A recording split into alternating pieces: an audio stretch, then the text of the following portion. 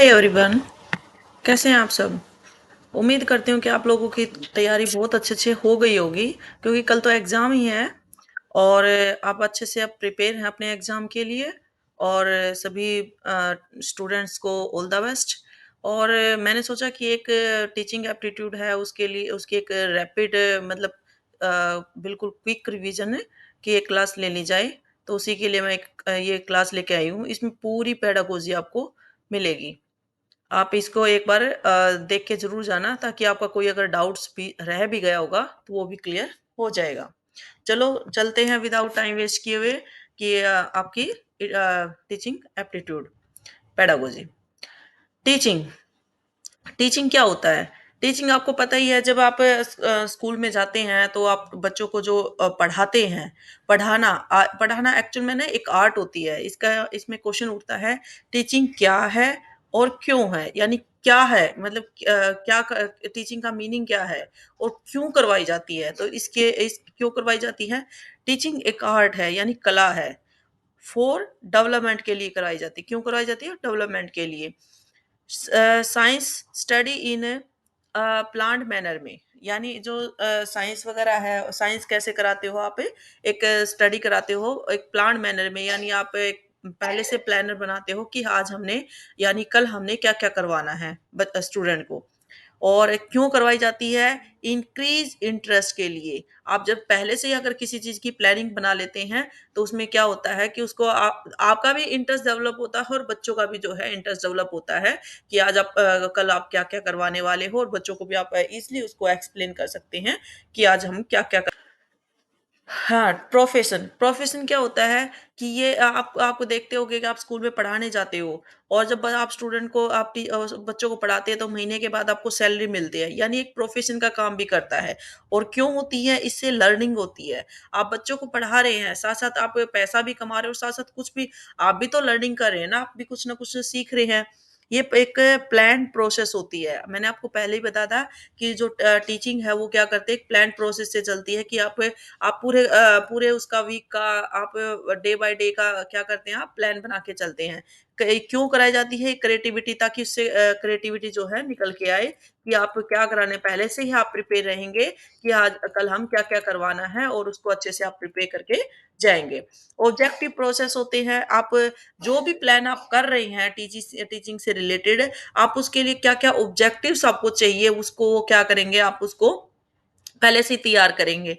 क्यों होता है? To make them good citizen, यानी आप एक अच्छे सिटीजन की मतलब आप एक अच्छे टीचर की जो है रोल प्ले करते हैं कि आपने जो जो आपने कल प्लान किया है, क्या क्या आपने पढ़ाना है, उस प्लान जो आपने प्लान बनाया है टीचिंग से रिलेटेड, उसके लिए आप क्या क्या ऑब्जेक्ट्स आपको चाहिए, ताकि आप क्लास में क्या करेंगे, जैसे ही अपने आप को प्रेजेंट करेंगे क्लास में, तो आप एक अच्छे टीचर की जो है रोल प्ले करेंगे। सोशल पर क्यों हो क्या होता है? Social process make relationship. इसमें क्या होता है, देखो सोशल प्रोसेस कैसे होती है। आप वहाँ स्कूल में जाते हैं, वहाँ बहुत सारे स्टूडेंट्स होते हैं, अलग अलग कल्चर से, अलग अलग कास्ट से, अलग अलग मतलब अलग अलग तरह के स्टूडेंट होते हैं। उनसे क्या करते हैं, आपके रिलेशंस एक दूसरे से इंटरेक्ट होते हैं, टीचर का स्टूडेंट से, स्टूडेंट का टीचर से, तो वहाँ पे एक सोशल रिलेशन भी आप लोगों का बनता है।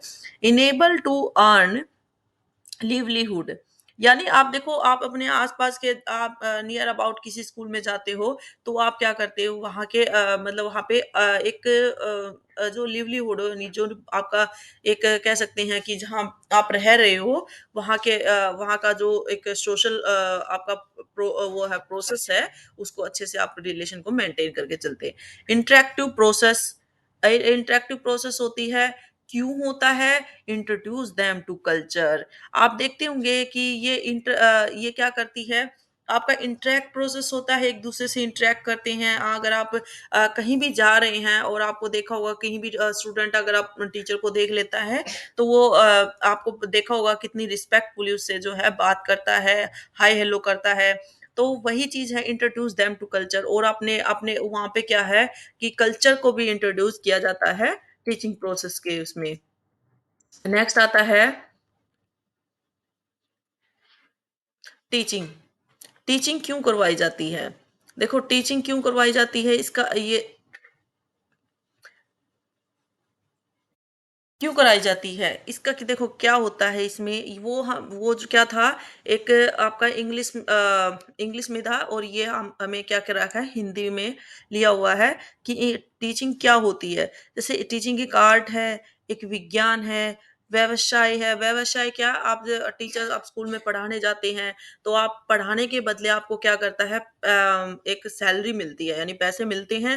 व्यवसाय होगा सामाजिक सामाजिक आपको पता ही है स्कूल में जाते हैं तो एक दूसरे से जो है इंटरेक्ट करते हैं सोशल आपके रिलेशन बनते हैं अंतर क्रिया इंटरेक्टिव यानी अंतर क्रिया एक दूसरे से इंटरेक्ट करते एक दूसरे से आपके क्या होते हैं रिलेशन बनते हैं नियोजित है और स्वोद्देश्य है नियोजित का मतलब क्या होता है कि वहां पे सारा सिस्टम वे से चलता है आपका जो स्कूल होता है वो पूरा डिसिप्लिन पे चलता है यानी प्लानिंग से चलता है सुबह आपकी आप स्कूल में जैसे 7:30 स्कूल में एंटर करते हैं, फिर आपकी असेंबली होती है, फिर आपकी अटेंडेंस वगैरह चलती है, फिर आपकी जो है जो पीरियड आपके चलते हैं, पीरियड आपका 40 मिनट का होता है। तो ये सारा क्या होता है एक पूरे प्लानिंग के साथ होता है, शोधेश्य। आप शोधेश्य का मतलब क्या होता है? देखो आपने कोई न कोई आप कोई भी काम करते हैं, उसका कोई न कोई उद्देश्य ज़रूर होता है, एम होता है उसका। तो उद्देश्य के साथ आप स्कूल में बच्चों देखो पेरेंट्स स्कूल में बच्चों को पढ़ाने भेजते हैं कि आगे जाके मेरा बच्चा क्या होगा, बहुत बड़ी पोस्ट पे यानी बहुत अच्छे बड़ा ऑफिसर बनेगा, किसी का कोई होता है, कोई पायलट बनेगा, कोई डॉक्टर, कोई साइंटिस्ट बनेगा यानी काफ़ी बड़े-बड़े ड्रीम होते हैं पेरेंट्स के। वो कोई ना कोई एम के पर्पज़ से तो स्कूल में बच्चों को भेजते हैं। फिर बच्चों का भी अपना एम होता है कि हम बड़ा हो गए, हमें ये बनना है, वो बनना है। तो ये सारा क्या होता है कि आपकी जो टीचिंग होती है वो किसी न किसी एम के पर्पज़ से करवाई जाती है। उद्देश्य क्या होता है? यानी इसका उद्देश्य क्या है? एक तो बच्चों का सर्वांगीण विकास करना, ऑल ओवर डेवलपमेंट मतलब बच्चा कहीं भी देखो आप स्पोर्ट्स में भेज लो, बच्चा खेलेगा तो उसका क्या होगा फिजिकल डेवलपमेंट होगा। क्लास में पढ़ेगा तो मेंटल डेवलपमेंट होएगा। अच्छा हेल्दी खाना खाएगा तो उसकी हेल्थ वगैरह जो है अच्छी बिल्कुल प्रॉपर हेल्थ होगी। और अगर वो जैसे वहाँ पे जाता है अब बच्चों से आपस में इंटरैक्ट करता है तो सोशल डेवलपमेंट होगा। तो ये सारे डेवलपमेंट मिलाकर क्या होते हैं आपके मतलब ऑल ओवर डेवलपमेंट का काम करते हैं। ज्ञान में वृद्धि होती है, बिल्कुल होती है कि वहाँ पे नई-नई नॉलेज सीखता है, कुछ न कुछ उसको सीखने को मिलता है वहाँ पे। तो उसकी नॉलेज क्या होगी इंक्रीज़ होती है। राष्ट्र निर्माण होता है, बिल्कुल होता है अपने उसके नेशन के प्रति उसको पूरी नॉलेज होती है, कब उसका इंडिपेंडेंस डे आता है, कब वो क्या कहते हैं डिफरेंट डिफरेंट तरह के उसके मतलब सभी कल्चर के लोग अब जितने भी फेस्टिवल होते हैं वो सब फेस्टिवल अब देखो सिख है, हिंदू है, मुस्लिम है, हर तरह के फेस्टिवल जो है सेलिब्रेट किए जाते हैं। तो अब बच्चे आपस में क्या होंगे डिफरेंट डिफरेंट कल्चर के होंगे तो वो क्या करेंगे अलग-अलग जो है फेस्टिवल को एक दूसरे के फेस्टिवल को भी सेलिब्रेट कर आजीविका बिल्कुल है कि आप स्कूल में जैसे टीचर जाता है तो उसको इनकम भी मिलती है। उद्देश्य देखो बहुत सारे टीचर्स क्या होते हैं सिर्फ़ इसी वज़ह से स्कूल में जाते हैं कि भी हाँ, हम स्कूल जाएँगे, बच्चों को पढ़ाएँगे तो हमें सैलरी मिलेगी अर्निंग का एक उसका अर्निंग का उद्देश्य होता है। लेकिन बहुत सारे टीचर ऐसे होता है जिसकी खुद की हॉबी होती है, इंटरेस्ट होता है उसका कि मेरे को टीचर ही बनना है और टीचर उसकी एक लाइफ़ का एम बन जाता है। संस्कृति से परिचित बिल्कुल होता है, उसे कल्चर से इंट्रोड्यूस किया जाता है कि उसकी संस्कृति क्या है, क्या कहाँ से बिलॉन्ग करता है, उसके आस-पास के एरिये का क्या एनवायरनमेंट है, सब कुछ उसके अंदर आता है। समायोजन, एडजस्टमेंट करना सीखता है। आपने देखा होगा कि अब स्कूल में जाते हैं, टीचर्स भी अलग-अलग बैकग्राउंड से आते हैं, स्टूडेंट भी अलग-अलग बैकग्राउंड से आते हैं, तो वो एक-दूसरे के साथ एडजस्ट करके चलते हैं। आपने देखा होगा कि हिंदू, मुस्लिम, सिख, ईसाई यानी हर कल्चर के लोग होते हैं, वहाँ पे गरीब, अमीर सब होते हैं। वो एक-दूसरे के साथ क्या करते हैं, एडजस्टमेंट करते हैं, यानी समायोजन करते हैं। समस्या समाधान, आपने देखा होगा कि कोई भी प्रॉब्लम है, सपोज़ करो किसी बच्चे को कोई भी प्रॉब्लम होती है, तो दूसरा बच्चा उसका क्या करेगा उस प्रॉब्लम का सॉल्यूशन उसको देगा, उसकी हेल्प करेगा। तो अगर मान ले सपोज़ करो बच्चे के पास पेन नहीं है, तो दूसरा बच्चा क्या करता है उसकी पेन देके उसकी प्रॉब्लम का सॉल्यूशन करता है। मैथ्स में है और साइंस में अगर कोई भी प्रॉब्लम आती है, तो दूसरा उसका प्रॉब्लम का सॉल्यूशन देता है। तो ऐसे क्या होता है कि वो प्रॉब्लम सॉल्विंग वहाँ पे भी जो है क्लास में होती है। यानी ये उद्देश्य है कि वो एक-दूसरे की प्रॉब्लम को सॉल्व करते हैं। अच्छे नागरिक बनाना, ये गुड सिटीज़न ये सबसे मेन उद्देश्य होता है क्योंकि अगर एक बच्चा अच्छा नागरिक ही नहीं है, तो उसकी सारी जितनी भी क्वालिटीज़ हैं, वो सब फ़ेल है क्योंकि अच्छा नागरिक होना बहुत ज़्यादा ज़रूरी है। उसके अंदर बहुत सारे ये सभी गुण होने चाहिए कि वो एक तो मतलब एक दूसरे का साथ अपनी जो राष्ट्र के प्रति उसे प्रेम होना चाहिए, उसे हर चीज़ की नॉलेज होनी चाहिए, उसका मतलब उसको सब कुछ पता होना चाहिए, उसको हेल्प करने के लिए भी वो आगे तैयार रहना चाहिए, डिसिप्लिन उसके अंदर होना चाहिए, इंटेलिजेंसी भी होनी चाहिए उसके अंदर। तो ये बहुत सारी चीज़ें उसके जो हैं अच्छे नागरिक बनने में एक मतलब हेल्प करते हैं। अप्रोच, अप्रोच क्या होता है? मेथड्स। अब इसके मेथड आते हैं, मेथड्स बहुत सारे हैं, उपागम और विधि। उपागम क्या होता है? हाउ टू टीच, यानी हम कैसे पढ़ाते हैं। उपागम क्या होते हैं? हाउ टू टीच, कैसे पढ़ाते हैं। विधि क्या होती है? How to teach. सॉरी, उपागम क्या होते हैं? व्हाट टू टीच, यानी क्या पढ़ा रहे हैं। और हाउ टू टीच क्या होता है? मेथड होता है। अप्रोच और मेथड ये अलग अलग है। क्वेश्चन आता है कि अप्रोच बताइए कि अप्रोच क्या, तो उसमें उसमें पूछेगा, अप्रोच पूछेगा तो उसमें आपको हाउ टू टीच भी मिलेगा, व्हाट टू टीच भी मिलेगा, वेयर टू टीच भी मिलेगा। तो आपको पता होना चाहिए जो अप्रोच होती है कि हम क्या क्या क्वेश्चन करते हैं कि व्हाट टू टीच, यानी हम क्या पढ़ा रहे हैं। सपोज करो मेरे को कोई कल एक चैप्टर पढ़ाना है, उस चैप्टर का मैं पहले से ही आप अपने मतलब एक अप्रोच रहेगी मेरी कि उस चैप्टर में मुझे कौन-कौन से टॉपिक उसको एक्सप्लेन कर रहे हैं, उस टॉपिक में से मेन-मेन क्या मुझे उसे हाइलाइटेड करवाना है, क क्या उसे छँटवाना है, क्या उसे पढ़ाना है, ये सारी क्या है हम पहले से ही उसके प्लानिंग में चलती है। मेथड्स क्या है? मेथड्स में जो मेथड्स यानी विधि क्या है, हाउ टू टीच, यानी आप उसको कैसे पढ़ा रहे हो।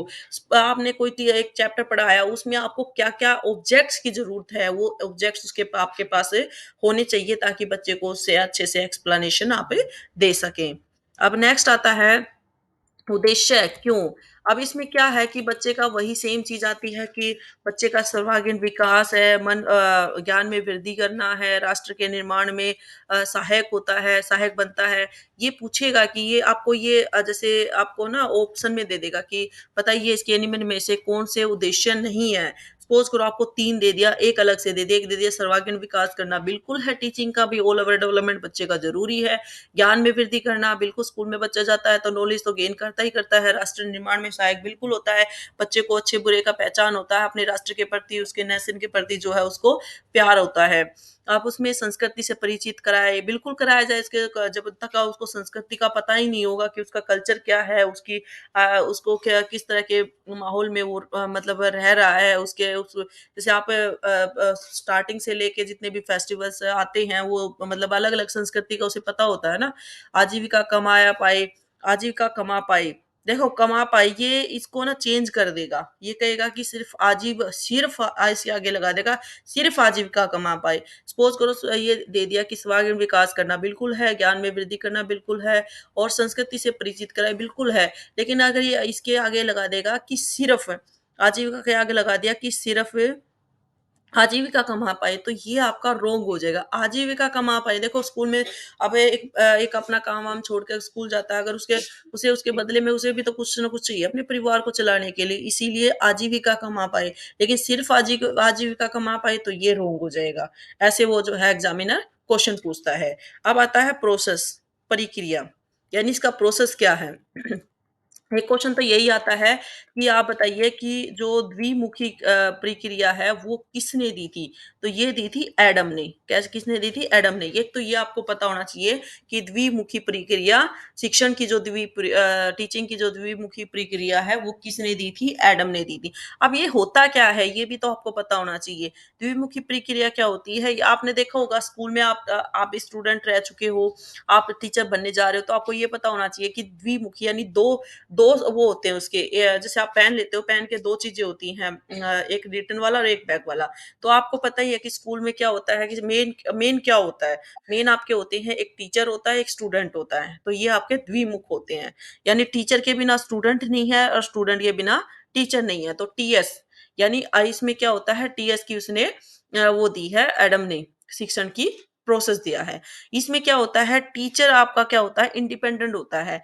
पर जो स्टूडेंट होता है वो डिपेंड होता है, किस पे डिपेंड होता है? टीचर पे डिपेंड होता है। जैसे-जैसे उसको टीचर कराता जाएगा, वो करता जाएगा। तो इसमें आपको क्वेश्चन का पता होना चाहिए, वो पूछेगा कि बताइए द्विमुखी प्रक्रिया टीचिंग की जो द्विमुखी प्रक्रिया है, वो किसने दी थी? एक तो आपको पता होना चाहिए कि एडम ने दी थी, और दूसरा पता होना चाहिए कि ये जैसे आपको पूछ लेगा टीएस, टीएस पूछ लेगा, एक पूछेगा सीएस पूछ लेगा। तो आपको ये पता होना चाहिए कि उसने जो एडम साहब थे उन्होंने क्या दिया था? टीएस दिया था, ना कि टीसीएस दिया था। अब एक आता है जॉन डीवी ने क्या किया था? त्रिमुखी प्रक्रिया दी थी। अब एडम ने कौन सी दी थी? द्विमुखी दी थी। इसमें मतलब स्टूडेंट और टीचर, यानी टीचर और स्टूडेंट होते हैं। और टीचर उसने कहा था, इसमें एक क्वेश्चन ये बनता है कि बताइए कि एडम ने शिक्षण की द्विमुखी प्रक्रिया दी थी। तो इसमें उसने क्या करा है? अध्यापक को उन्होंने क्या करा है? मतलब स्टूडेंट को स्वतंत्र यानी इंडिपेंडेंट बताया है, और अध्यापक क्या होता है? एक मौन वक्ता की भूमिका अदा करता है। लेकिन ये गलत है, क्योंकि इसमें क्या कहा था? एडम ने कहा था कि अध्यापक स्वतंत्र होता है, और जो स्टूडेंट होता है वो डिपेंड रहता है टीचर्स पे। अब आता है द्विमुखी प्रक्रिया। जब एक अध्यापक विद्यार्थी के बीच का जो पाठ्यक्रम है ना, अब देखो आप स्कूल में जाते हैं, आपके खाली ये तो नहीं है ना कि आप बस एक स्टूडेंट है और एक टीचर है, बीच में आपके पास कुछ ही नहीं है। अगर बिना उसके मतलब टीचर क्या करेगा? स्टूडेंट को कैसे करेगा? किस तरह से पढ़ाएगा? और स्टूडेंट कैसे मतलब उसके बीच में कुछ ना होना चाहिए ना, तभी तो वो कुछ ना कुछ टीचर उसको एक्सप्लेन कर पाएगा। तो हमारे भी जब स्टूडेंट के और टीचर के बीच में एक थर्ड जो पार्टी रोल प्ले करती है, मोस्ट इंपॉर्टेंट रोल प्ले करती है, वो क्या करती है? करिकुलम। क्योंकि करिकुलम नहीं है तो आप कैसे पढ़ोगे? कैसे आपको पता रहेगा कि आपको क्या पढ़ना है, कैसे पढ़ना है, किस तरह से पढ़ना है, क्या-क्या टॉपिक पढ़ाने हैं, क्या-क्या पो टॉपिक नहीं पढ़ाने हैं, कौन से इम्पोर्टेंट है, किससे बच्चे को क्या लर्निंग होगी। तो ये सारी क्या होगी? पाठ्यक्रम जिसको बोलते हैं। जो आपने देखा होगा ना, जो आपका इंडेक्स होता है, इंडेक्स में लिखा होता है कि फर्स्ट चैप्टर ये, सेकंड, थर्ड ये, यानी फर्स्ट यूनिट में ये आएगा, सेकंड में ये आएगा, आपके यूनिट टेस्ट में ये चैप्टर आएँगे। तो ये सारा क्या है? करिकुलम ही तो है। जब तक आपका करिकुलम नहीं होगा, आप एक टीचर स्टूडेंट को क्या पढ़ाएगा? और इसमें त्रिमुखी का मतलब क्या है? एक ट्रायंगल बनता है। इससे क्या बनता है? ट्रायंगल बनता है, टीसीएस। टी यानी टी से टीचर, एस से स्टूडेंट, और सी से करिकुलम। ये 3 चीज़ें क्या बनती हैं? ये किसने दिया था? सबसे पहले तो आपको पता होना चाहिए कि त्रिमुखी प्रक्रिया किसने दी थी? जॉन डीवी ने दी थी। और इसमें दूसरी बात क्या है? उसने कौन-कौन सी दिया था? टीसीएस दिया था। यानी टीचर और स्टूडेंट के बीच में करिकुलम है, जो मोस्ट इम्पोर्टेंट जो है पार्ट, यानी रोल प्ले करता है। आपको मेरी थोड़ी स्पीड ज़्यादा लग रही होगी, तो यूट्यूब में एक फीचर है, आप उस पे जाके जो है इसको अपने हिसाब से उसको सेट कर सकते हैं, क्योंकि कल एग्ज़ाम है, तो थोड़ा-सा स्पीड रहेगी मेरी, ताकि आप एक बार थोड़ा-थोड़ा सा इसको अच्छे से एक मतलब रिवीजन हो जाएगा, और आपको पता चल जाएगा कि कौन-सा टॉपिक आपका मिस हो रहा है, जिससे आप अच्छे से उसको रिवाइज़ कर सकें। नेक्स्ट आता है level of teaching. Level of teaching. अब लेवल ऑफ टीचिंग क्या होता है? सबसे पहले तो एक क्वेश्चन यही आता है, आएगा भी एग्जाम में भी आएगा कि लेवल ऑफ बताइए कि लेवल ऑफ टीचिंग किसने दिए थे? तो ये थे विगी। विगी ने लेवल ऑफ टीचिंग दिए थे। इसमें कौन-कौन से दिए थे? सबसे पहले तो दिया था मेमोरी, दूसरा दिया था अंडरस्टैंडिंग, और तीसरा दिया था रिफ्लेक्टिव थिंकिंग। यानी मेमोरी स्मृति, आपने उसमें पढ़ा होगा ना, सीडीपी में पढ़ा होगा कि स्मृति स्तर, यानी अंडरस्टैंडिंग आप जो समझ होती है, और रिफ्लेक्टिव थिंकिंग होती है, जो आपका ये आपके जो बच्चे होते हैं ना, ये लेवल जो क्लास वाइज होती है, आपका देखो आपने देखा होगा कि जब बच्चों को हम छोटे बच्चों को पढ़ाते हैं, फर्स्ट टू फिफ्थ तक के बच्चों को पढ़ाते हैं, सबसे पहले तो ये पता होना चाहिए कि जो मेमोरी है, मेमोरी स्तर जो है दिया था हमारे, किसने दिया था? ये हंट महोदय ने दिया था मेमोरी स्तर। और ये जो फर्स्ट टू फिफ्थ क्लास तक के बच्चों के लिए होता है, इन्होंने कहा था कि बच्चे जो हैं रटन प्रवृत्ति के होते हैं, ठीक है? मेमोरी क्या होती है कि आपकी एक रटन उससे चलती है। आपने देखा होगा कि आपने बोल दिया कि 2 1 जा 2, वो 2 1 जा 2 ही पढ़ेगा, 2 2 जा 4, 2 2 जा 4 ही पढ़ेगा। एएनआर, आम, ये चीज़ ही पढ़ता है। उसको मतलब उसमें अंडरस्टैंडिंग नहीं आती, वो सिर्फ़ आपने जितना पढ़ा दिया उसी लेवल पे वो रटता चला जाता है। स्टोरी ना आपने देखा होगा, स्टोरी रटवा दी, थर्स्टी करो है, once there was a crow, तो वो वंस देयर वाज़ क्रो ही करेगा। उसमें ये नहीं पूछेगा क्यों होता है, उसका मतलब अभी क्वेश्चनिंग उसके अंदर नहीं आती, समझ नहीं आती उसके अंदर। नेक्स्ट लेवल आता है आपका अंडरस्टैंडिंग लेवल। अंडरस्टैंडिंग लेवल जो होता है वो 6 टू 8 तक के बच्चों के लिए होता है। और ये इसको मतलब मूल तरह तरह से ये क्या करते हैं, मूल तरह से ये सीखते हैं। कैसे सीखते हैं? मुँह तरह से, यानी इसमें क्या होता है कि बोध होता है, यानी 6 टू 8 तक के बच्चों को इसमें पढ़ाया जाता है, समझ होती है। जैसे आपने कोई भी एग्ज़ाम्पल दिया, उस एग्ज़ाम्पल से आप किसी भी चीज़ को, यानी आप उसको देख के जो सीख रहे हैं, ठीक है ना? उसको बोलते हैं हम। नेक्स्ट आता है रिफ्लेक्टिव थिंकिंग। रिफ्लेक्टिव थिंकिंग होती है 9 टू 8 तक के, 9 टू 12 तक के स्टूडेंट के लिए होती है, जो क्लास होती है ना 9 टू 12 तक की। इसमें आपको पता ही है कि बच्चे क्या होते हैं कि आपको अगर सामने कोई चीज़ नहीं है ना, उसको भी अच्छे से वो एक्सप्लेन कर पाते हैं, सोच पाते हैं, उसके बारे में अच्छी तरह से उसको एक्सप्लेन कर पाते हैं। तो ये आपको पता होना चाहिए कि जो मेमोरी स्तर है, पहले तो आता है आपका मेमोरी स्तर, दूसरा आता है आपका अंडरस्टैंडिंग यानी बोध जिसको बोलते हैं, तीसरा आता है रिफ्लेक्टिव थिंकिंग। ये रिफ्लेक्टिव थिंकिंग किसके लिए होती है? 9 टू 12th के स्टूडेंट के लिए होती है। और अंडरस्टैंडिंग, ये क्वेश्चन ऐसे ही आता है, बताइए कि जो मेमोरी लेवल है बच्चे का, वो कौन सी क्लास तक होता है? 1st टू 5th तक होता है। ये किसने दी? ये रटंत पे आधारित होती है, यानी आप इसको रटवाते हैं बच्चों को। और इसके अंदर ये किसने दिया था? हर्बर्ट हर्बर्ट जो महोदय थे उस उन्होंने इसको दिया था। और जो दूसरा लेवल आता है अंडरस्टैंडिंग लेवल आता है। अंडरस्टैंडिंग लेवल आपका किसने दिया था? ये आप एक सेकंड, अंडरस्टैंडिंग जो था वो आपके किसने दिया था? ये मोरिशन ने दिया था। ये आपको पता होना चाहिए। पहले तो होता है जो समझ है या बोध कह सकते हैं इसको, अंडरस्टैंडिंग है, पहले तो आपको पता होना चाहिए कौन-कौन सी क्लास के लिए, 6 टू 8 तक के लिए, किस-किस के लिए? 6 टू 8 तक के बच्चों के लिए होता है ये। और दूसरा आता है ये मोरिशन ने दिया था। और इसमें बच्चा क्या करता है, 100% होता है, 75% वो क्या करेगा, आपका देख के जैसे सीखता है, और 25% वो क्या होता है, सोचना स्टार्ट कर देता है इस टाइम पे।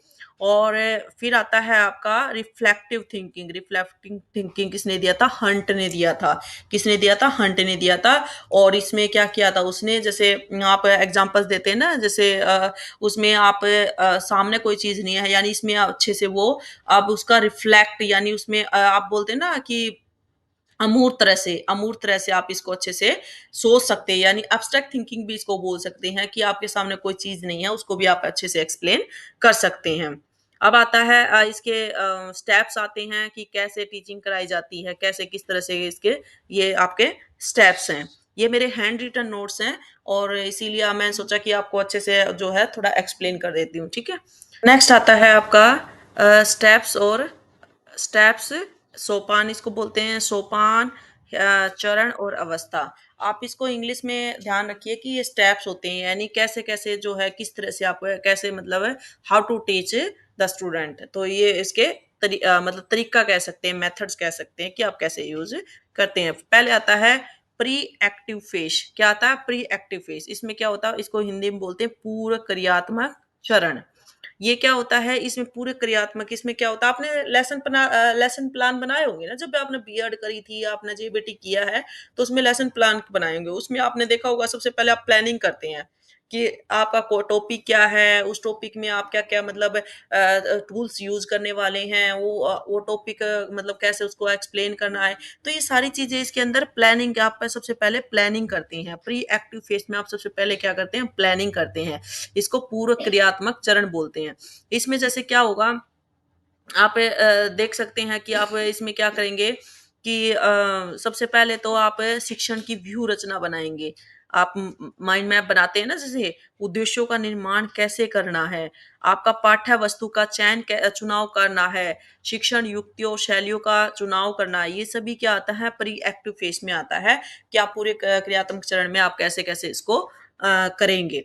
फिर आता है इंटरएक्टिव फेस, अंतःक्रियात्मक चरण। ये इसमें क्या होता है, इम्प्लीमेंट करना होता है, यानी आपने जो प्लानिंग बनाई है ना, आप देखो सपोज करो आप कल बच्चों को पढ़ाने जा रहे हैं, आपने पढ़ाना है सोलर सिस्टम के ऊपर। तो आपने पता एक टॉपिक चूज किया सोलर सिस्टम, तो सोलर सिस्टम पे आपने चूज कर लिया, तो उसमें क्या करेंगे आप जाके, आपको पता होना चाहिए कि कल मैंने सोलर सिस्टम पढ़ाना है।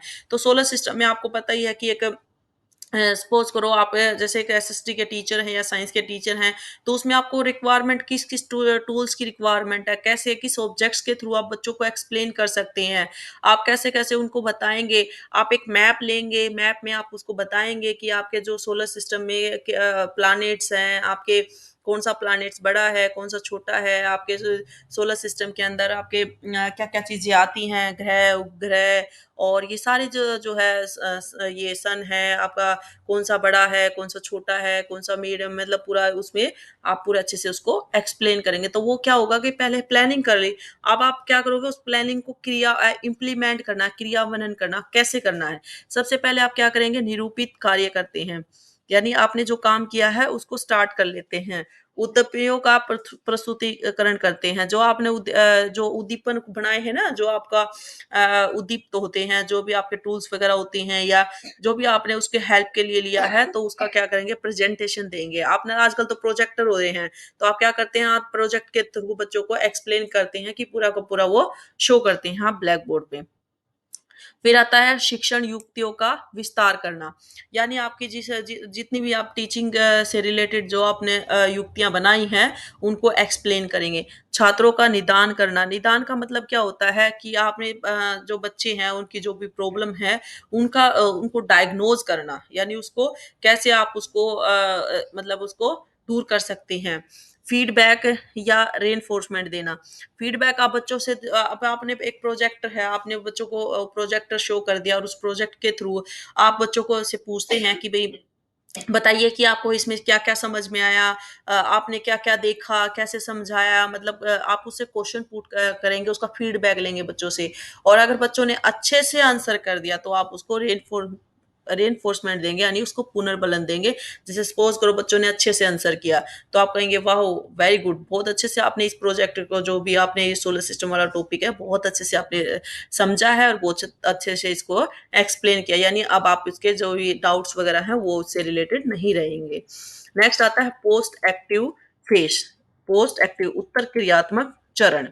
ये क्या होता है, इसको पश हिंदी में पश भी बोलते हैं। मैं तो ये बोलती हूँ कि जो साइकोलॉजी है या पेडागोजी है, कोशिश करें उसको इंग्लिश में करने की, क्योंकि इंग्लिश में क्या होता है कि वो सेम ही वर्ड रहते हैं। आप हिंदी में क्या करेगा, उत्तर क्रियात्मक चरण भी पूछ लेगा या पश भी पूछ लेगा, तो आप कंफ्यूज हो जाएंगे। तो बेटर है आप इंग्लिश में ही इसको करें, तो ज्यादा ईजी रहेगा, आपके लिए भी ईजी है और समझना भी ईजी हो जाएगा। अब इसमें क्या होता है, 3 चीज़ें आती हैं। सबसे पहले पोस्ट में आता है इवैल्यूएशन, इवैल्यूएशन मूल्यांकन। आप मूल्यांकन कैसे करते हैं? आप बच्चों से जो भी आपने करवाया है, बच्चों से क्या करेंगे? उससे क्वेश्चन पुट करेंगे। क्वेश्चन पुट करेंगे, तो अगर बच्चे अच्छे से आंसर करते हैं, तो दैट मीन्स आप उसका मूल्यांकन कर लेंगे। हाँ, बच्चे ने सपोज़ करो 30 स्टूडेंट है, 30 स्टूडेंट में से 25 स्टूडेंट ने आपने आंसर कर दिया, 5 स्टूडेंट नहीं कर पा रहे हैं। तो आप जो 25 ने किया है, दैट मीन्स आपने वो उसको चैप्टर को बच्चों ने समझा है, बहुत अच्छे से आप इवैल्यूएट कर पाते हैं कि बहुत अच्छे से बच्चों ने समझा है। अब डायग्नोज़, डायग्नोज़ का मतलब क्या होता है, आपने देखा होगा, आप टीचर जब आप कहीं सपोज़ करो आप बीमार हैं, आप डॉक्टर के पास जाते हैं, तो डॉक्टर क्या करेगा, सबसे पहले आपको डायग्नोज़ करता है, वो चेक करता है, आपसे पूछता है कि आपको क्या-क्या डिज़ीज़ हुई है, क्या प्रॉब्लम है, कैसे आप उसको उसका निदान कर स उसका मतलब उसको पहले डायग्नोज़ करेगा, निदान करेगा उसको उसकी जाँच-पड़ताल करेगा, उसी के बाद तो उसका उपचार करना स्टार्ट करेगा, या डायरेक्ट जाते ही कहेगा कि ले भई ये टैबलेट लीजिए और अपना ठीक हो जाओगे, ऐसा नहीं होता। पहले आपको डायग्नोज़ करेगा, उसको आपको चेक करेगा, आपसे पूछेगा आपको क्या ये सपोज़ करो आपको कफ है, कितने दिन से कफ है, कैसे हो रहा है, रात को है, दिन में है, आपको ज़्यादा हो रहा है या कम हो रहा है, या ड्राई है या वैसे नॉर्मल कफ है। तो ये सारे क्या होता है, डायग्नोज़ करना होता है। वैसे ही टीचिंग में होता है, आप टीचिंग में क्या करेंगे जी, बच्चे को जो भी टॉपिक करवाते हैं ना, उस टॉपिक को आप सबसे पहले आप डायग्नोज़ करते हैं, बच्चे से पूछते हैं कि आपने बच्चे को जो समझाया, क्या बच्चे ने वाक़ई में उसको कैप्चर किया है, नहीं किया है? अगर बच्चे ने कैप्चर कर लिया, तो दैट्स आपकी जो आपने जो उसको टीचिंग कराई है, वो बिल्कुल परफेक्ट हुई है। अगर नहीं किया है तो आप क्या करेंगे, रिमेडियल रिमेडियल टीचिंग करेंगे, यानी उसका उपचार करेंगे कि उसने मतलब भाई क्यों नहीं किया, क्या रीजन था।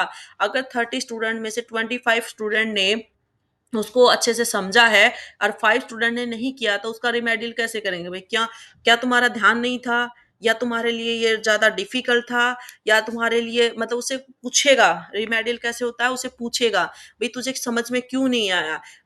अगर 25 स्टूडेंट समझ सकते हैं तो तुम्हें क्यों नहीं आया? क्या तुम लर्निंग में स्लो लर्नर हो, या तुम्हें अच्छे से मतलब दिखाई नहीं दिया, पीछे बैठे थे, या तुम्हें अच्छे से समझ नहीं पाए, क्यों नहीं समझ पाए, तुम्हारा ध्यान नहीं था, तुम कहीं और खोए हुए थे। मतलब बहुत सारे क्वेश्चन उससे पुट करेगा और फिर उसका क्या करेगा, उपचार करेगा। अगर उसको सपोज़ करो बच्चे का ध्यान नहीं था, कहीं और ध्यान था, तो वो बच्चे को क्या करेगा, उसको एक्टिव करेगा कि भई आप दोबारा से मैं समझा रही हूँ, उसको आगे बिठाएगा, या उसको उस पे मतलब अच्छे से उसको ध्यान देगा कि भई हाँ, तू ऐसे से इसको अच्छे से कर सकता है, उसको ईज़ी वे में उसको समझाने की कोशिश करेगा। तो ये बहुत सारे तरीके हैं रिमेडियल टीचिंग के।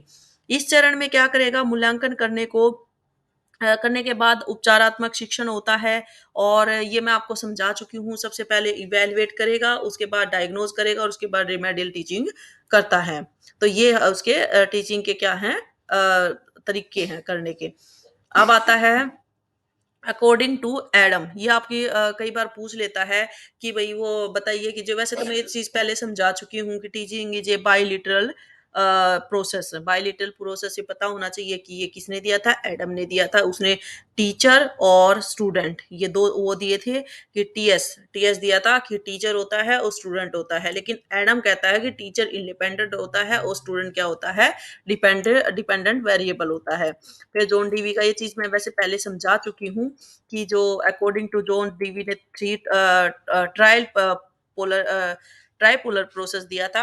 उसने एक ट्रायंगल बनाया था कि इसमें टीचर और स्टूडेंट, यानी टीचर और स्टूडेंट के बीच में क्या होता है, करिकुलम है जो मोस्ट इम्पोर्टेंट पार्ट है, उसमें रोल प्ले करता है।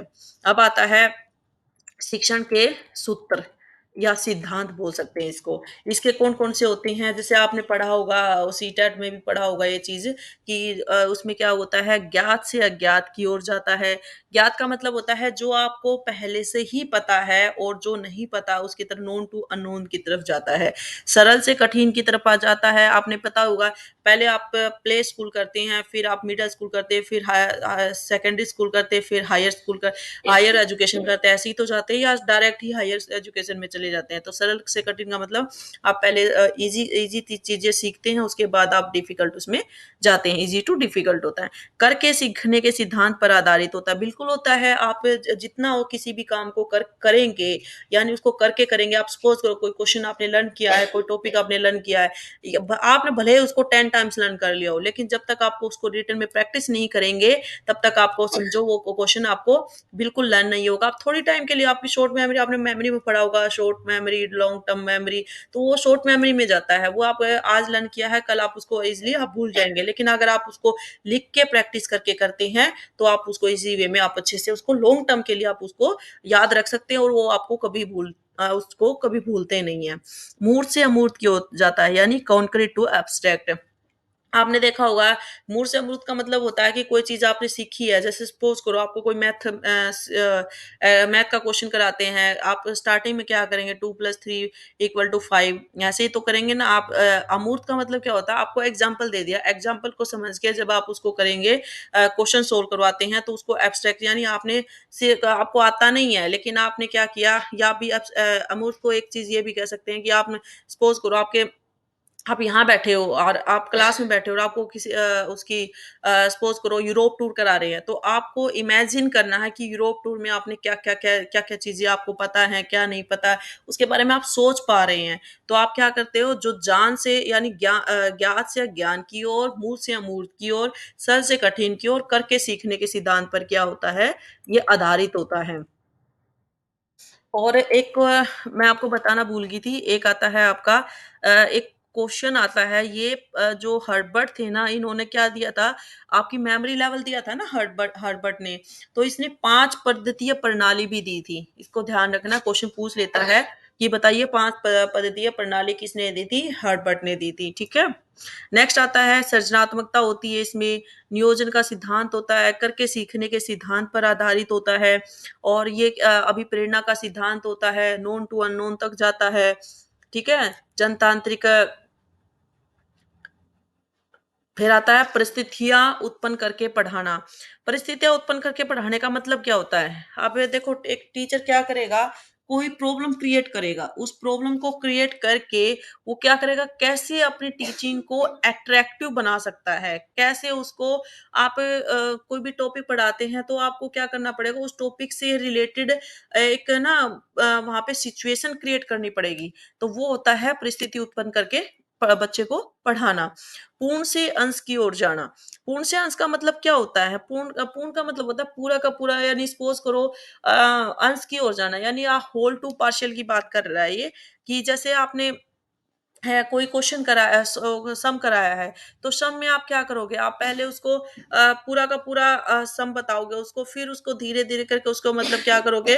आपने थ्योरम की है ना, थ्योरम में क्या होता है, आप पूरा एक क्वेश्चन दिया होता है, उसको धीरे-धीरे करके एक्सप्लेन करके उसको लास्ट उस तक जाते हैं। तो वही चीज़ है, पहले आप पूरा उसको एक्सप्लेन करेंगे, फिर उसके एक उसके मेन पॉइंट की तरफ आते हैं। बाल केंद्रित शिक्षा, ये आपका मोस्ट इम्पोर्टेंट पार्ट है। पहले ये नहीं था, अब हमारी जो जब से ये अब हमारी जो एजुकेशन है वो क्या है, चाइल्ड सेंटर्ड एजुकेशन है। ये क्वेश्चन बहुत इंपॉर्टेंट है, ये एग्जाम में पूछा ही जाता है कि बताइए कि आजकल जो एजुकेशन चल रही है वो चाइल्ड सेंटर्ड एजुकेशन है। बच्चों को नियम और संप्रदाय समझाना, रूल और कॉन्सेप्ट। देखो आप बच्चों को क्या करेंगे, रूल भी बताएंगे और कॉन्सेप्ट। जब तक बच्चे को कॉन्सेप्ट नहीं समझ में आएगा तब तक आप रूल कितने ही बताते जाओ, बच्चों को कोई समझ में नहीं आना। आपको क्या करना पड़ेगा, कॉन्सेप्ट बच्चे को कोशिश करें कि आप कॉन्सेप्ट के साथ बच्चे को समझाए ताकि उसको कभी वो चीज़ें भूले ना। बच्चों को व्यावहारिक आधार पर पढ़ाना, व्यावहारिक का होता है कि बिहेव के, यानी उनके बिहेव को समझ के उस चीज़ को टीचिंग कराना। व्यावहारिक तौर पर उसके मतलब उसको बिल्कुल माहौल क्लास का ऐसा बना दो कि आप बच्चा है जो है उसमें इंटरेस्ट लेके उसको अच्छे से पढ़े। बच्चों को परामर्श और निर्देशन की सहायता से उचित दिशा प्रदान करना।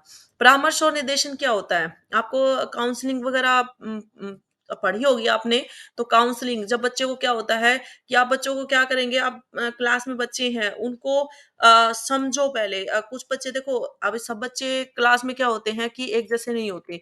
वो कुछ बच्चे ऐसे होते हैं जो आपकी बिल्कुल एक बोलने से पहले ही आप मतलब कुछ बच्चे तो पहले से ही प्रिपेयर होके आते हैं। सपोज़ करो आपको कल चैप्टर पढ़ाना होता है, तो बच्चे को क्या करोगे आप, पहले से बताओगे कल हमने ये चैप्टर पढ़ाना है। तो जो बच्चे बिल्कुल होते हैं ना, आउटस्टैंडिंग बच्चे होते हैं, वो क्या करेंगे, पहले उसको चैप्टर को पढ़ के आएँगे।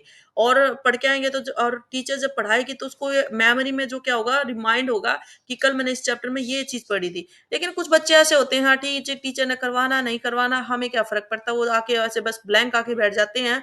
और फिर क्या करेंगे बच्चे, उनको क्या करेंगे आप, उसको उनको पढ़ना, उसको काउंसल करना पड़ेगा कि भी हाँ, इन बच्चों को कैसे हम पढ़ा सकते हैं, किस तरह से इनको तैयार कर सकते हैं और उनकी उचित, यानी जो एक सही डायरेक्शन है उसको उसको दे सकते हैं। अनुभव को अधिगम का आधार बनाना, यानी उनके जितने भी एक्सपीरियंस है ना, उनको क्या करेंगे हम, लर्निंग का एक बेस बनाएँगे। जब उनको पता, आप पहले प्रीवियस नॉलेज पूछते हैं ना क्लास में, कि बच्चे बताओ इसको आप कोई चैप्टर पढ़ाते हो, आप पहले पूछोगे भई क्या इसके बारे में आप क्या जानते हो? क्या पता है आप लोगों को इसके बारे में? तो आप पहले उनके एक्सपीरियंस लोगे, उसको बेस बना के ही आप लर्निंग जो है टीचिंग जो है स्टार्ट करते हैं। व्यक्तिगत भिन्नता के सिद्धांत पर पढ़ाना। देखो आपको पता ही है कि क्लास में अलग-अलग बच्चे हैं और अलग-अलग तरह के जो बच्चे होते हैं, बच्चे देखो एवरेज बच्चे भी होते हैं, बिल्कुल लो लेवल के बच्चे भी होते हैं, हाई आउटस्टैंडिंग बच्चे भी होते हैं, तो ये ब्रिलियंट स्टूडेंट भी होते हैं। तो वो आप क्या करोगे, सभी का लेवल जाँच के, तो उसके आधार पर आप उसको क्या करेंगे, टीचिंग कराएँगे। शिक्षण में लचीलापन होना। लचीलेपन का मतलब क्या होता है, फ्लेक्सिबिलिटी। यानी आपकी टीचिंग ऐसी होनी चाहिए, फ्लेक्सिबल होनी चाहिए। ये ना हो कि सिर्फ़ आपकी जो आप पढ़ा रहे हो सिर्फ़ आउटस्टैंडिंग स्टूडेंट है वही समझ पाए, बाकी बच्चों को पता ही ना हो कि टीचर क्या पढ़ा रही है। ऐसा भी ना हो कि आप जो बिल्कुल लो लेवल के बच्चे हैं उसके हिसाब से आप पढ़ाते चले जाओ और जो आउटस्टैंडिंग स्टूडेंट है वो बेचारे बोर हो जाएँ, ऐसा भी नहीं होनी चाहिए। और एवरेज बच्चे हैं वो आपका मतलब आप उनके लेवल के हिसाब से पढ़ा रहे हो, तो मतलब ऐसा होना चाहिए कि जो हर तरह का बच्चा आपकी जो आप पढ़ा रहे हो उसको समझने के लिए कैपेबल हो। वास्तविक जीवन से जोड़ना, बिल्कुल ये वेरी इंपॉर्टेंट पार्ट है इसका टीचिंग का कि जो आप क्या करोगे रिलेट विद रियल लाइफ। आपका कोई ऐसा टॉपिक है, आप क्या करोगे उसको रियल लाइफ से ज़रूर उसको रिलेट करना। जिससे बच्चा क्या होगा का क्योंकि बच्चे को आपका जो घर का एनवायरनमेंट है और जो आपका आस-पड़ोस का है, आपके आस-पास के कोई भी चीज़ है, सपोज़ करो एक छोटे बच्चे हैं, छोटे बच्चों को आप पढ़ाते हो, ग्रीडी डॉग पढ़ाते हो, ठीक है? आप पहले यही तो पूछोगे ना आपने आस-पास में कहीं डॉगी देखा है? उसी के स आप पूछोगे ना बच्चों से कि डॉगी देखा आपने कहीं?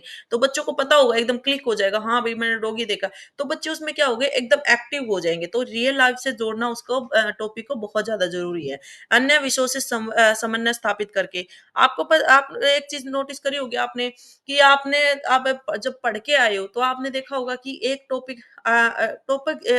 वही टॉपिक तो आपने साइंस में पढ़ा है और वही टॉपिक आप एसएसटी में पढ़ रहे हो। ऐसे ही साइंस में और मैथ में। आपने देखा होगा कुछ टॉपिक जो है साइंस और मैथ में सेम होते हैं। सम्स वगैरह पढ़ते होंगे, तो आपने देखा होगा जैसे आपने ये बॉटम स्ट्रीम के क्वेश्चन पढ़े हैं ना, तो ये मैथ में भी होता है और साइंस में भी होता है ये बॉटम स्ट्रीम के। ऐसे ही आपने वो फ़ोर्स वाले जो ये क्वेश्चन पढ़ते हैं, तो वही चीज़ है आप मतलब एक-दूसरे से ना रिलेट करके पढ़ो। आप जैसे आपने संस्कृत और हिंदी का देखा होगा, हिंदी की और संस्कृत की जो है ना सिमिलर होती है। आपने वही ना उसमें क्या बोलते हैं संधि है, आपने हिंदी में पढ़ी है, वही आपकी संस्कृत में पढ़ोगे। ऐसे ही आपने हिंदी और इंग्लिश में आपने जो ग्रामर पढ़ते हो वो सेम होती है। नाउन इंग्लिश में भी सेम होता है, हिंदी में भी सेम होता है, बस लैंग्वेज का डिफरेंस होता है, बाकी रूल वगैरह जो भी मीनिंग वगैरह वो सेम ही होता है। तो इसके आप को उससे ना रिलेट करके पढ़ाओ। जैसे आपने सपोज़ करो छोटे बच्चे हैं, आप इंग्लिश का कोई टॉपिक ले रहे हैं, आप ग्रामर पढ़ा रहे हैं, सपोज़ करो नाउन पढ़ा रहे हैं, तो आप इंग्लिश में कोशिश करो जो आज इंग्लिश में पढ़ा रहे हो तो कल आप उसको हिंदी में भी पढ़ाओ ताकि बच्चा अच्छे से समझ के कोरिलेट करके पढ़ाओ। फिर नेक्स्ट आता है शिक्षण में पुनर्बलन का प्रयोग करना। पुनर्बलन क्या चीज़ होती है? पुनर्बलन का मतलब होता है कि आप रिइंफोर्समेंट दे रहे हो उसको। कैसे दे रहे हो? जैसे सपोज़ करो एक बच्चा है उसने एक आंसर अच्छे से किया, आप बोलो भई वेरी गुड बहुत अच्छे से किया है, ठीक है? तो ये उसको क्या करेगा और अच्छे से सीखने पे उसको लर्निंग पे क्या करेगा उसको फ़ोकस करेगा। बच्चों को सभी कौशल विकसित करना। अब बच्चों के सभी कौशल का मतलब क्या होता है कि आपने जैसे स्किल्स वगैरह होती हैं। अब बच्चे को खाली ये नहीं कि आपने बुक रटवा दी, नो। बच्चे को जो आप पढ़ा रहे हो ना, उससे रिलेटेड आप कोई प्रैक्टिकल नॉलेज भी दो, उसको प्रैक्टिकल भी कराओ, स्किल्स वगैरह उसको पूछो कि आपने कैसे मतलब ये चीज़ हम कैसे वो कर सकते हैं। इसको आप ड्राइंग के आधार पे, आप कोई ऑब्जेक्ट के आधार पे, आप इसको कैसे और अच्छे से आप इसको मतलब ये तो जो राइटर ने लिखा आप इसको और अच्छे से कैसे इम्प्रूव कर सकते थे, उसकी स्किल्स को भी डेवलप करना। विश्लेषण से संश्लेषण की ओर जाना। विश्लेषण का मतलब क्या होता है? विश्लेषण और संश्लेषण ये बच्चों को बड़ा कन्फ्यूज़ करता है। क्या होता है विश्लेषण और संश्लेषण? इसका मतलब क्या होता है? इसका मतलब होता है कि आप जैसे ये होता है ना विश्लेषण का मतलब होता है कोई भी बड़ी चीज़ को छोटे-छोटे पीसेज़ में पढ़ाना, यानी छोटे-छोटे पीसेज़ में करना। संश्लेषण मतलब होता है पूरा का पूरा एक समराइज़ करना। तो आपको ये पता होना चाहिए कि जो विश्लेषण है वो क्या होता है और संश्लेषण क्या होता है।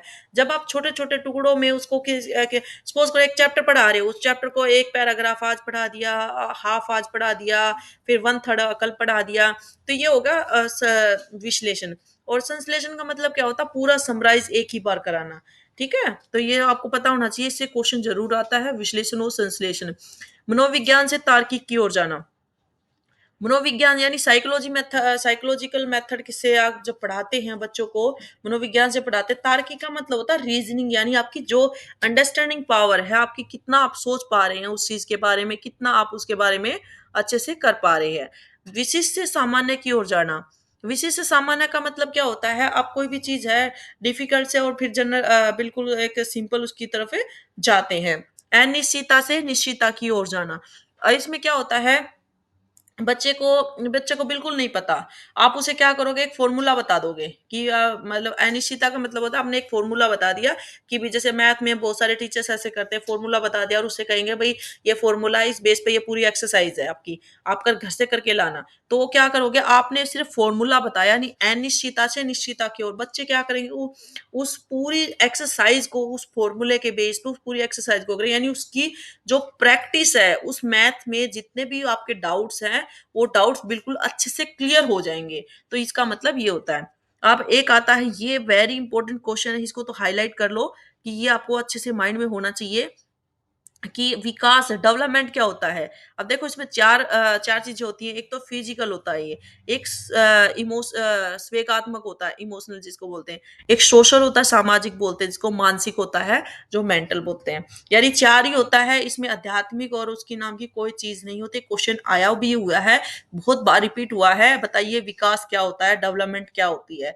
तो ये शारीरिक होता है, इमोशनल होता है, सामाजिक होता है और मानसिक होता है। इसमें अध्यात्म के नाम की कोई चीज़ नहीं होती, सांस्कृतिक नाम की कोई चीज़ नहीं होती, ये चीज़ ध्यान रखना आपको, ठीक है? अब नेक्स्ट आता है भारत में प्रारंभिक शिक्षा, यानी जो आपकी सबसे पहले तो आपने एक क्वेश्चन पूछा गया, तो एस्टेट का जो है सिलेबस अब चेंज हो चुका है, ये बात आपको पहले से ही पता है। और अब इसमें आपको पता है कि यूएईई इसका फुल फॉर्म वो पूछ सकता है। तो इसकी फुल फॉर्म क्या होती है? Universalization of elementary education. पहली बात तो पहला क्वेश्चन तो यही है कि इसकी फुल फॉर्म बताइए। यूनिवर्सलाइजेशन ऑफ एलिमेंट्री एजुकेशन यानी सार्वभौमिक प्राथमिक शिक्षा। शिक्षा को आत्मज्ञान माना जाता है, पहला। शिक्षा का मतलब स्वयं को समझना होता है, बिल्कुल होता है। रूसो, ये आपकी डेफिनेशन है कि रूसो ने कहा था कि शिक्षा जो है बच्चे का अंदरूनी विकास यानी इंटरनल जो डेवलपमेंट करती है, अंडरस्टैंडिंग पावर बढ़ाती है। आपने देखा होगा, एक अनपढ़ व्यक्ति है और एक पढ़ा लिखा, पढ़े लिखे की सोच बिल्कुल डिफरेंट रहेगी, उसके बच्चे बिल्कुल डिफरेंट रहेंगे। अनपढ़ के जो हैं वो अपनी, क्योंकि उसने कुछ सीखा ही नहीं है, बाहर निकला ही नहीं है, तो क्या अपने बच्चों को सिखाएगा? जो बुक्स में अच्छी-अच्छी बातें हैं, आप मोरल ड्यूटी के बारे में पढ़ते हैं, उनको तो पता ही नहीं होता क्या होता है। आप स्कूल में गए, आपको टीचर्स ने पढ़ाया, तभी तो आपको पता है ना कि हमारे मोरल क्या-क्या हैं। तो वही चीज़ है, बच्चे का इंटरनल जो डेवलपमेंट है वो करती है, अंदरूनी विकास करती है। एक जो आप जो पहले थे ना, पहले आपने देखा होगा जो टीचर होते थे, गुरु बोलते थे जिसको, जो गुरु शिक्षा देता, वो एक संरक्षक का कार्य करता था कि उसको मतलब उसकी रक्षा करना बिल्कुल अच्छे से। और अपने उसके अपने शिष्य के लिए, जो उसके स्टूडेंट, पहले गुरु शिष्य होते थे ना, आजकल तो टीचर स्टूडेंट हो गए, पहले गुरु शिष्य होते थे। गुरु जो होते थे वो संरक्षक का कार्य करते थे अपने शिष्य के लिए।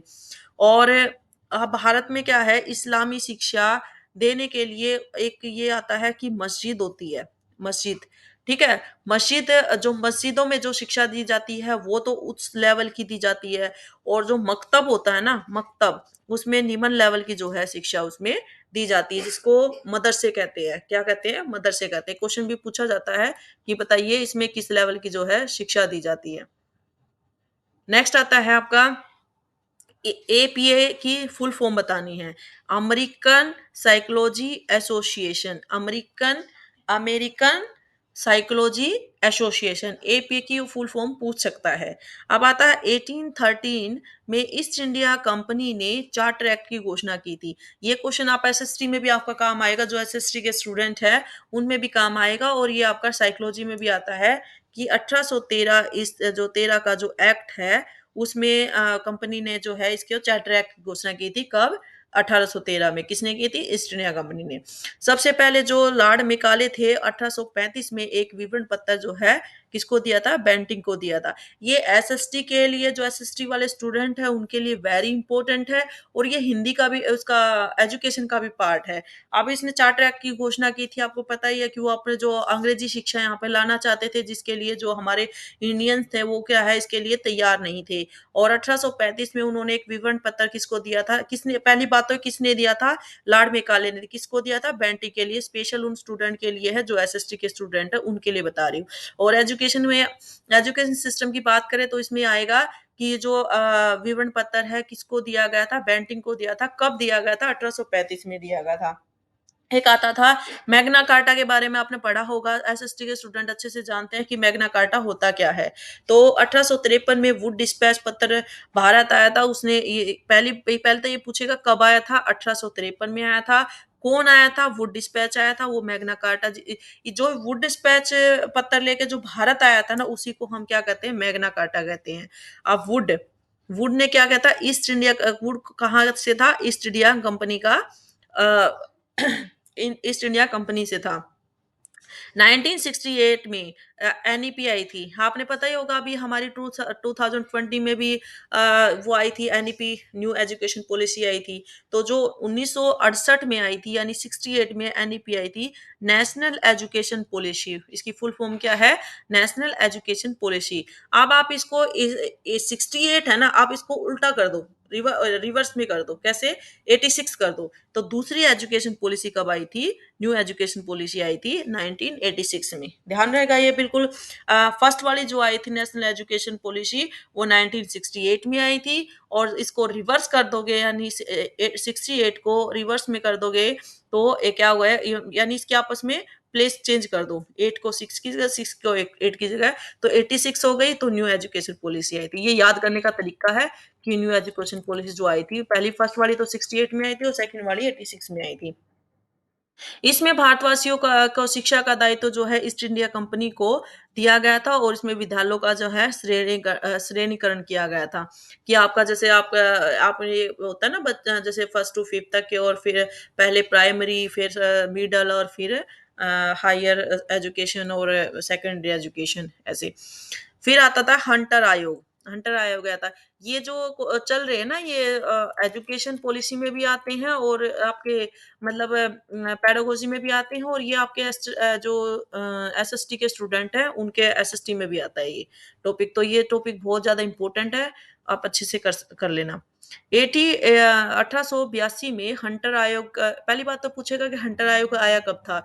तो 1882 में क्या आया था? हंटर आयोग आया था। इसने क्या किया था? प्राथमिक शिक्षा स्थानीय भाषा के माध्यम से ही दी जानी चाहिए। इसने स्कूलों में नैतिक शिक्षा की किताब लगवाई थी। ये पता है क्या, ये पूछेगा, इसमें दो क्वेश्चन ही बनते हैं। एक तो यह है कि जो हंटर आयोग आया था कब आया था? 1882 में आया था। दूसरा क्वेश्चन बनता है कि जो प्राथमिक शिक्षा, ये मतलब इसका उद्देश्य क्या था? ये क्या क्या था? जो इसके प्राइमरी लेवल की जो एजुकेशन थी ना, उसका जो मीडियम था ना, वो उसके जो वहाँ के जो स्थानीय भाषा, हंटर आयोग का उद्देश्य ये था। और इसने मोरल एजुकेशन की जो है बुक भी इन्होंने लगवाई थी। दो उद्देश्य थे इसके हंटर आयोग के। अब आता है विश्वविद्यालय शिक्षा संबंधी आयोग। विश्वविद्यालय यानी यूनिवर्सिटीज आपको जानते होंगे। तो ये आपका जो 1902 में यानी 1902 में लॉर्ड कर्जन आया था भारत के अंदर। ठीक है। और मेकाले की शिक्षा नीति, जो मेकाले लेके आए थे ना शिक्षा नीति, उसकी इसने क्या किया था? क्रिटिसाइज किया था, इसने आलोचना की थी। क्या की थी? आलोचना की थी। और इसने कहा था कि मेकाले की जो नीति है, वो देशी भाषाओं के विरुद्ध था। आपने देखा होगा कि जो अंग्रेज हैं वो एक दूसरे के मतलब उसकी क्रिटिसाइज करते रहते थे इंडियंस को आपस में वो करने के लिए। लॉर्ड कर्जन ने सर थॉमस रो, जो थॉमस रो की अध्यक्षता में वीवी आयोग लेकर बनाया। किसने किया था? इसमें देखिए क्वेश्चन बनता है। सबसे पहले तो लॉर्ड कर्जन कब आया था भारत में? 1902 में आया था। उसने किसकी जो शिक्षा नीति किया, उसने क्रिटिसाइज किया था मेकाले की जो शिक्षा नीति थी उसकी क्रिटिसाइज किया था। और इसने मेकाले की नीति क्यों क्या किया था? देशी भाषाओं के विरुद्ध इसने क्या किया था? उसने उसके मतलब विरुद्ध एक नया रूल बनाया था। और उसने जो लॉर्ड कर्जन थे ना, उसकी अध्यक्षता में उसने थॉमस रोज थे, उसमें एक वीवी आयोग बनाया था, विश्वविद्यालय आयोग। ठीक है। वीवी आयोग का मतलब क्या होता है? विश्वविद्यालय आयोग, जो यूनिवर्सिटीज वगैरह होता है।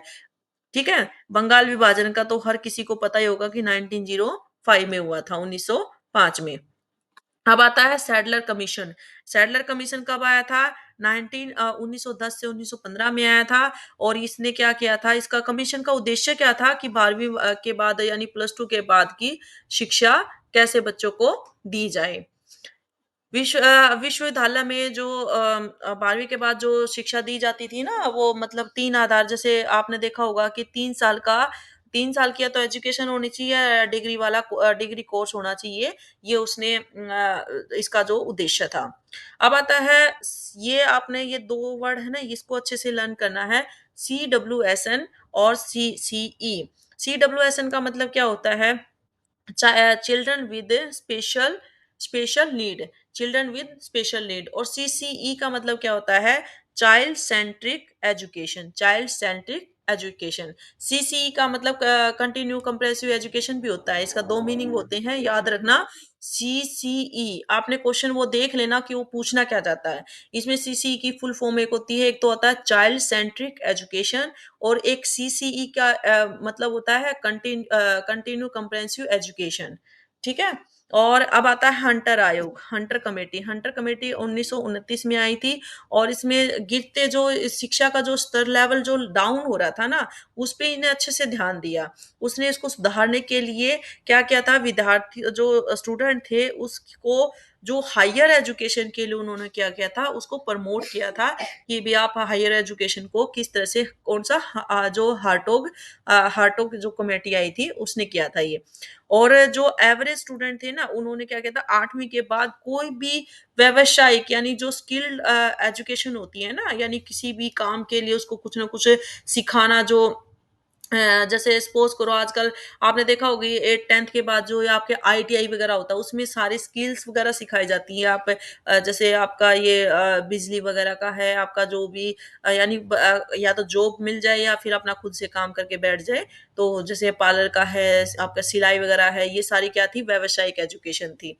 और आपको पता होगा कि व्यावसायिक एजुकेशन के लिए कौन ज्यादा बात करते थे, महात्मा गांधी।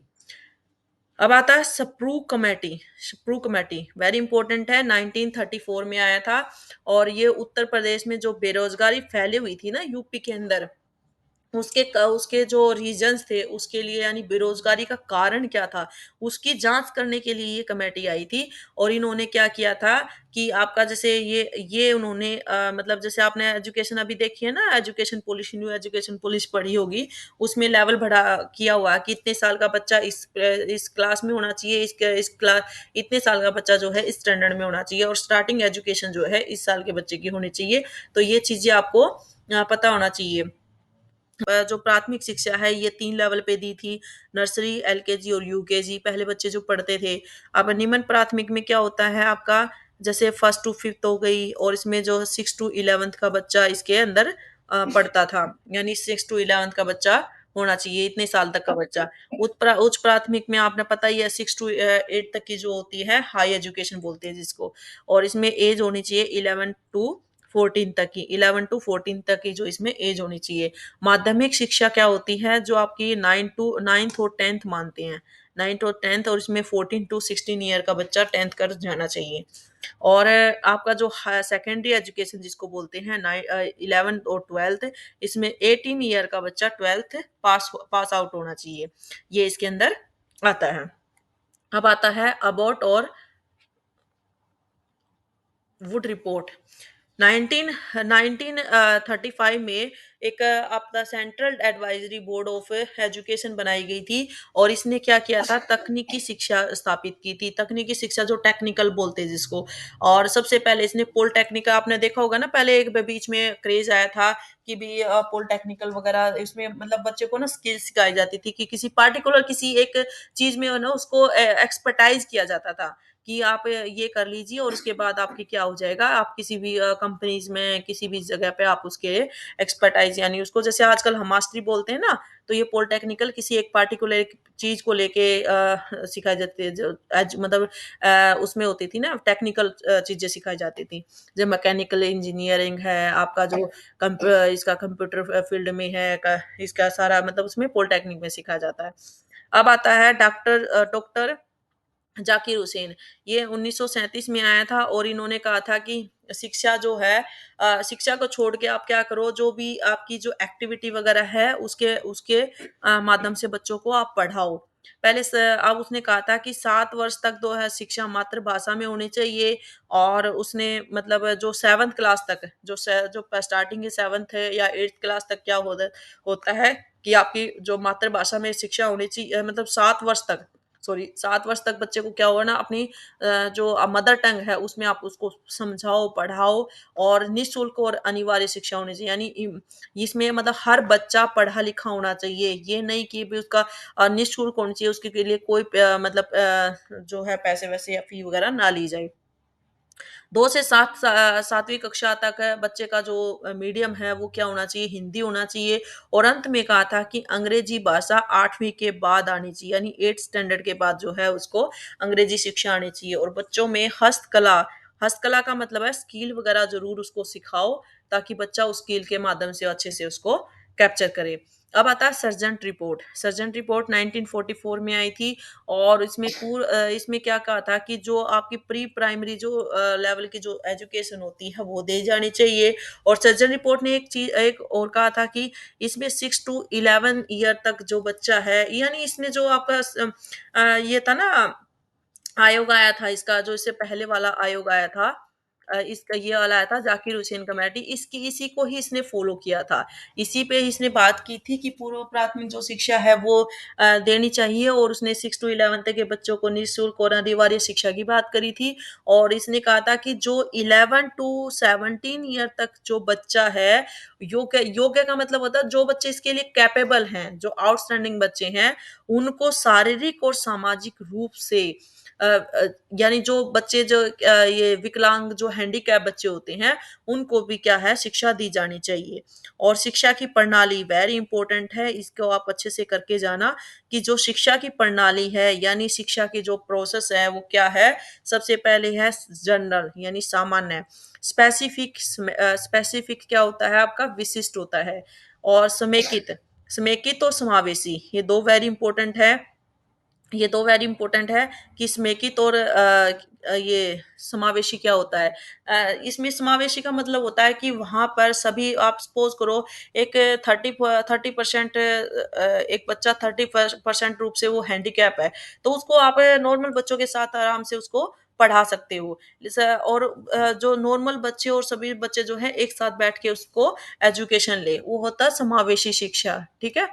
और उसमें क्या होता है सभी बच्चे यानी उसमें किसी तरह का कोई भेदभाव ना किया जाए।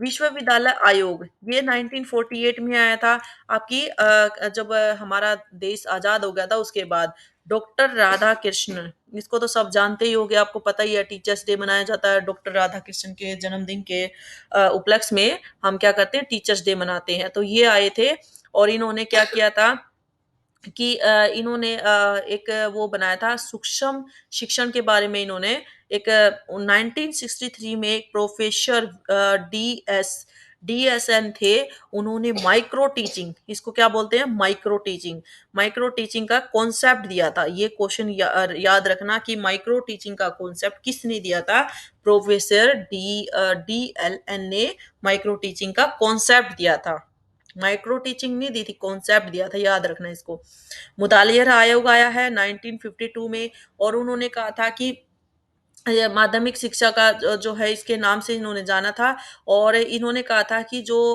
अध्यापक है शिक्षण के लिए यानी जो बीएड है आपने देखा होगा बीएड करके आ रहे हो जो 6 टू 8 तक के स्टूडेंट को पढ़ाएंगे वो बीएड करके आए हुए हैं यानी 1 साल की बीएड और जेबीटी जो प्राइमरी लेवल के बच्चों को पढ़ाएंगे वो 2 साल तक की होनी चाहिए ये क्वेश्चन ही पूछ पूछ लेगा कि ये बताइए कि ये जो किस आयोग ने ये कहा था कि बीएड 1 साल की और जेबीटी 2 साल की होनी चाहिए, तो ये कौन था? मुदालियर आयोग और कब आया था?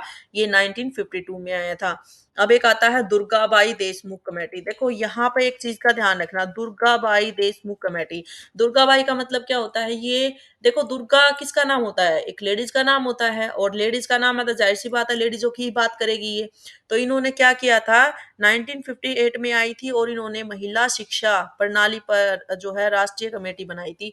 मतलब लेडीज़ों के लिए इन्होंने एजुकेशन जो है नेशनल लेवल पे इन्होंने एक कमेटी बनाई थी। इन्होंने कहा था इन्होंने कहा था कि लड़कियों को शिक्षा दी जानी चाहिए और शिक्षा जो है पहली इसकी ये जो महिला शिक्षा की पहली राष्ट्रीय कमेटी से इन्होंने माना था।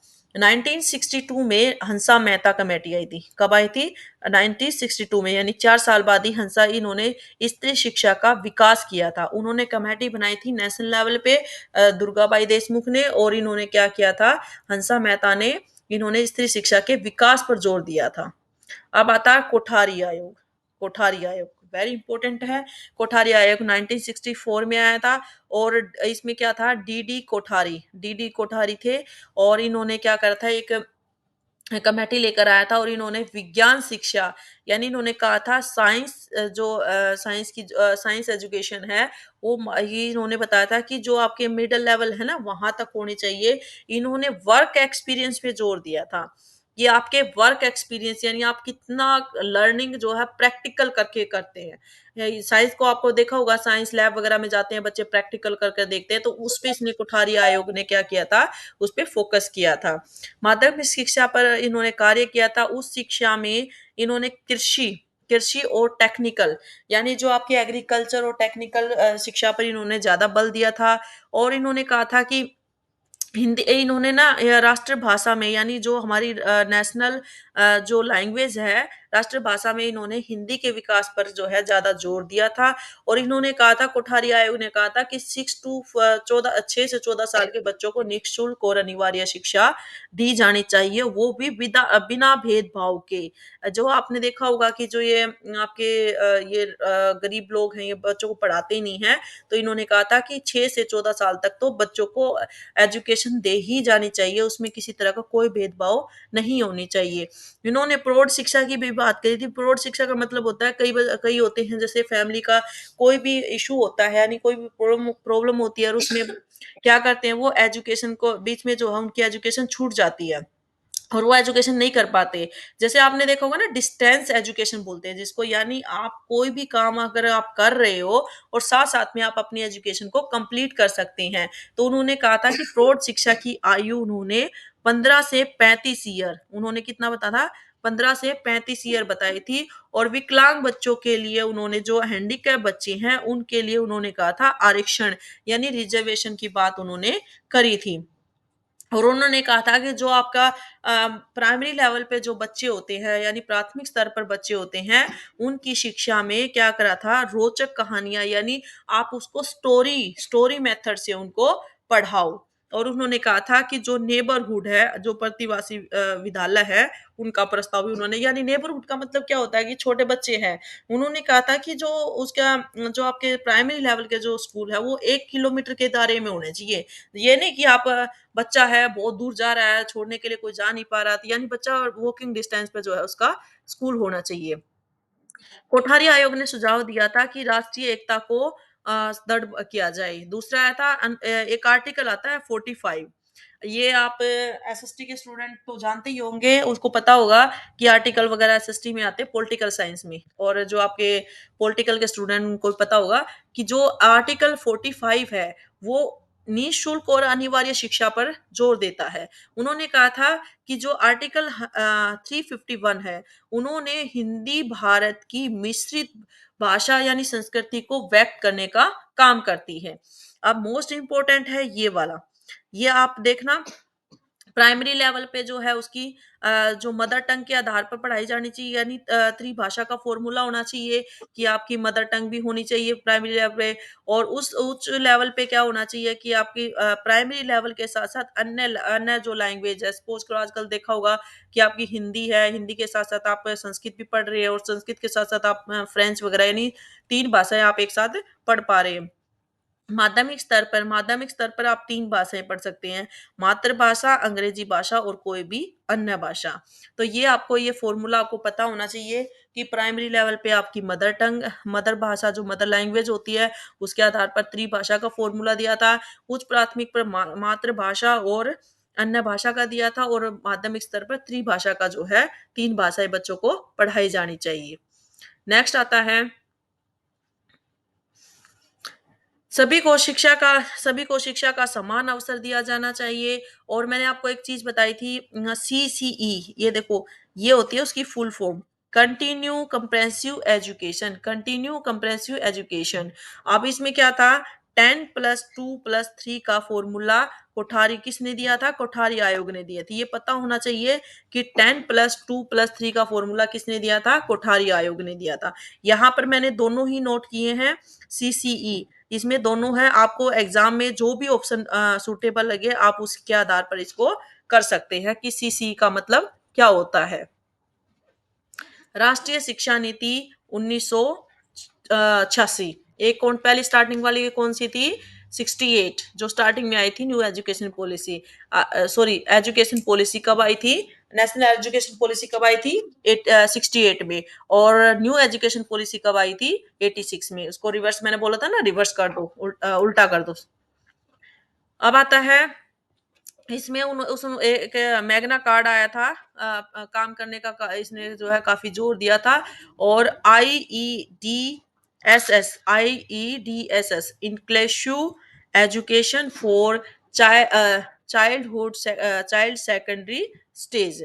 इसमें क्या किया था? इस शिक्षा नीति में कौशल पर आधारित अधिगम पर उन्होंने जोर दिया था। और यह कितने भागों में? 12 भागों में इन्होंने डिवाइड किया था। डीपी मैं पहले ही बता चुकी हूँ, डिस्ट्रिक्ट प्राइमरी एजुकेशन इसको कहा जाता है। यह कि इसे जो मैग्ना कार्टा है जो ये बना हुआ है, इसे महादी पत्थर भी कहा जाता है जो मैग्ना कार्ट होता है।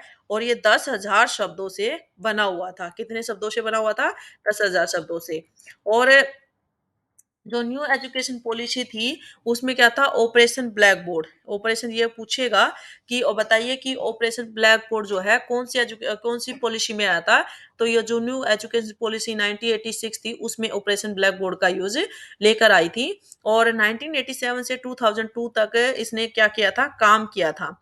और शिक्षण अधिगम के लिए सभी मूलभूत सुविधाएं इसने उपलब्ध कराई थी।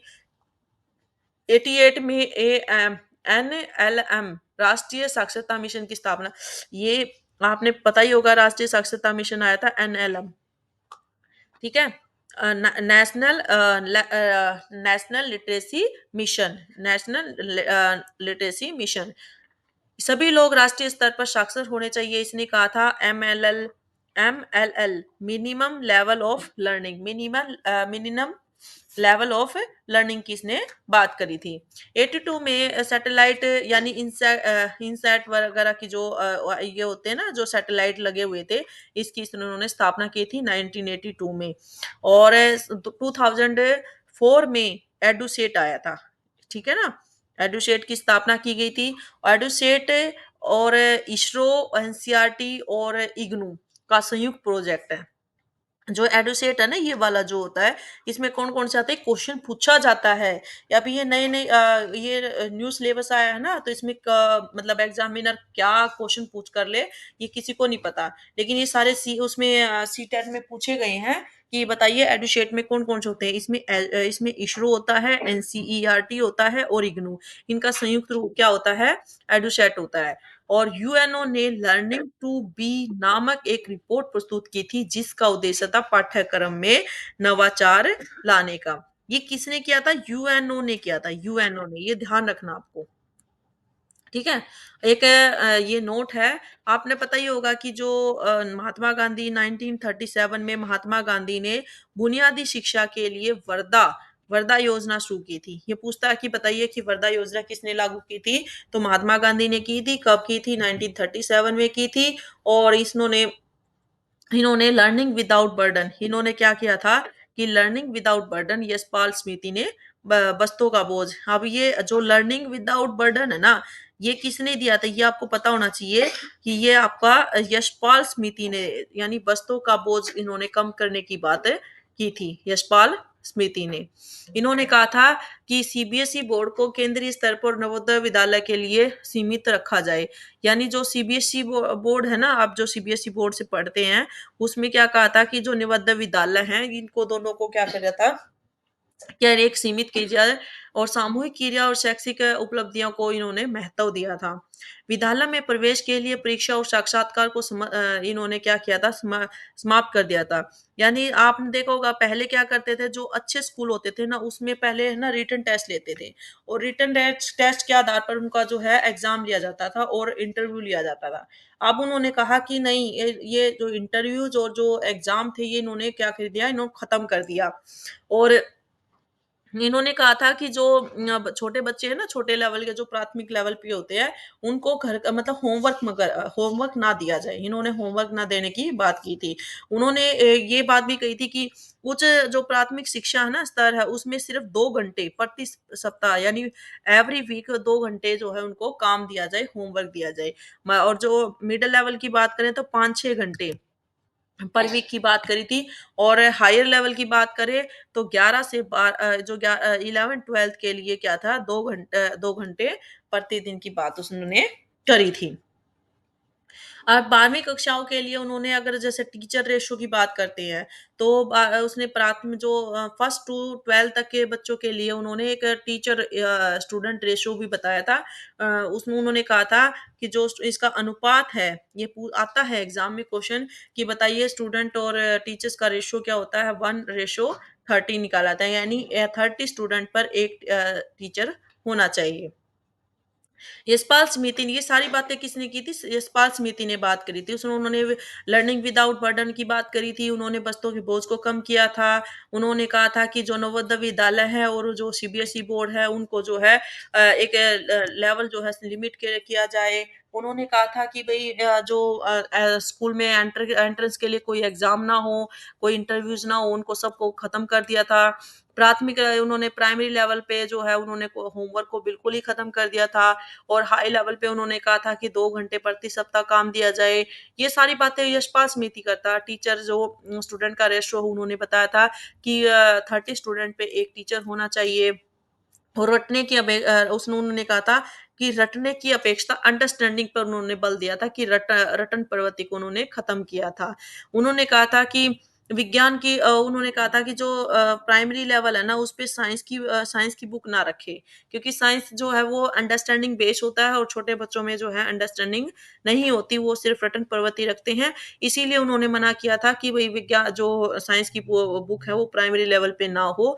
9 टू 12th की जो प्राइमरी से 9 टू तक क्लास जो कक्षा होती हैं और 6 से 8 तक की जो कक्षा होती हैं, वो उसमें क्या किया जाए, इतिहास पढ़ाया जाए यानी हिस्ट्री पढ़ाया जाए, ताकि बच्चों को पता होना चाहिए कि हमारे देश पर किस-किस ने जो है कैसे-कैसे हमारे जो फ्रीडम फाइटर थे, उन्होंने कैसे-कैसे स्ट्रगल किया था और किस तरह से उन्होंने हमारे देश को आज़ाद कराया था। भूगोल के अध्ययन में वर्तमान परिस्थितियों को सम्मिलित करते हुए पढ़ाया और प्रत्यय केंद्रित होने चाहिए।